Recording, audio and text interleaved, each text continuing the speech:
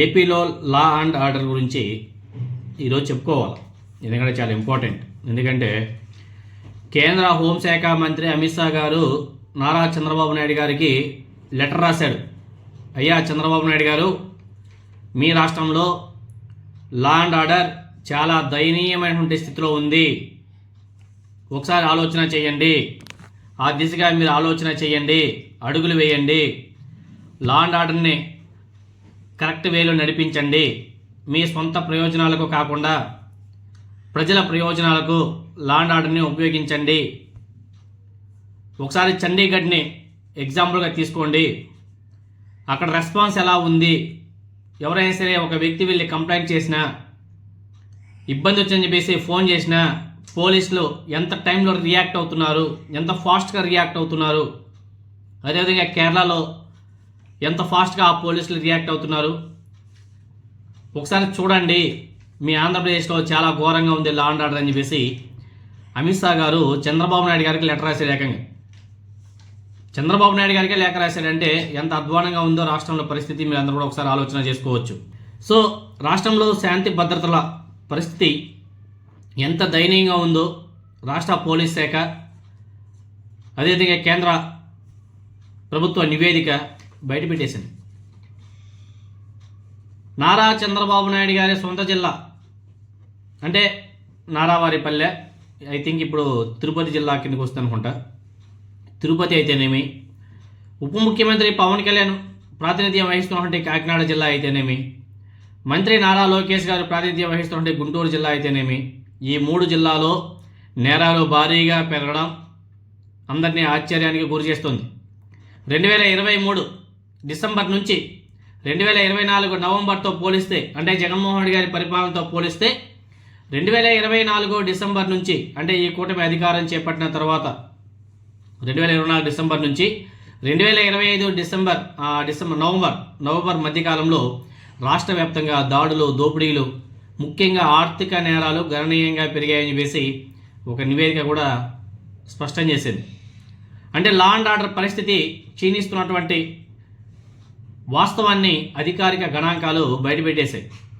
జిల్లా కలెక్టర్లో ఎస్పీలతో జరిగినటువంటి రెండో రోజు సదస్సులో చంద్రబాబు నాయుడు గారు రాష్ట్రంలో లా అండ్ ఆర్డర్ మీద సమీక్ష నిర్వహించి ఒక నివేదికను కూడా ఆయన కూడా సెల్ఫ్గా కూడా తెప్పించుకున్నాడంట.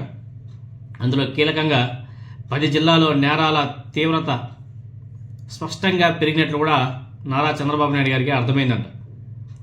అన్నమయ్య జిల్లా, బిఆర్ అంబేద్కర్ కోనసీమ జిల్లా, అదేవిధంగా నెల్లూరు జిల్లా, గుంటూరు, తిరుపతి, శ్రీ సత్యసాయి జిల్లా, పార్వతీపురం అంటే మన్యం జిల్లా, కాకినాడ, తూర్పుగోదావరి, కర్నూలు జిల్లాలో నేరాల రేటు గణనీయంగా పెరిగాయంట.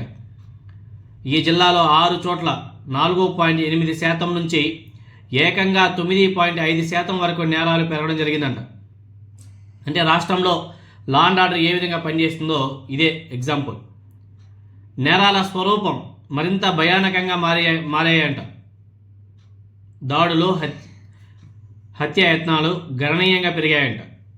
2024లో కేవలం 13 దాడులు సంబంధించి కేసులు నమోదైతే 2025లో అవి 20% పెరిగి 57 కేసులకి చేరాయంట.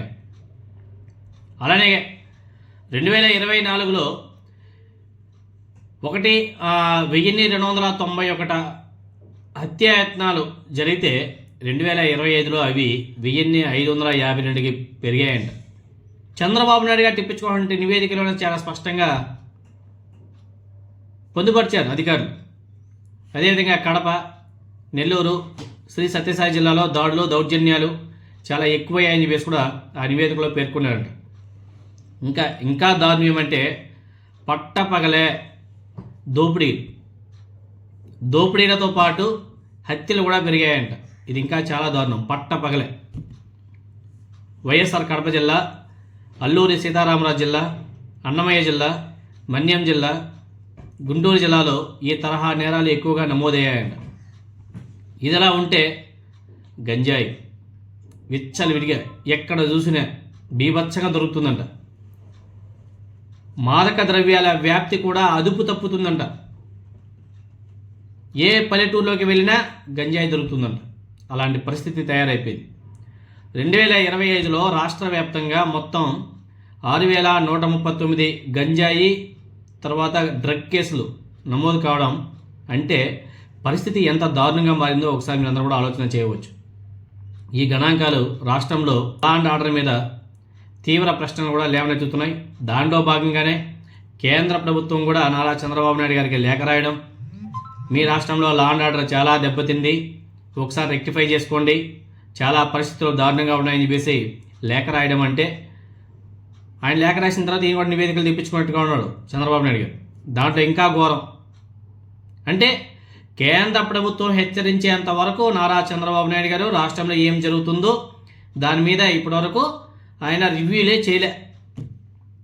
అక్కడ నుంచి లేఖ రాసేలోపు నారా చంద్రబాబు నాయుడు గారు రివ్యూలు పెట్టి నివేదికలు తెప్పించుకొని దాన్ని చదువుకుంటున్నాడు. అంటే ఎంత నెగ్లిజెన్స్గా పరిపాలన నడుస్తుందో ప్రజలందరూ కూడా ఆలోచన చేయవలసిన అవసరం కూడా ఉంది.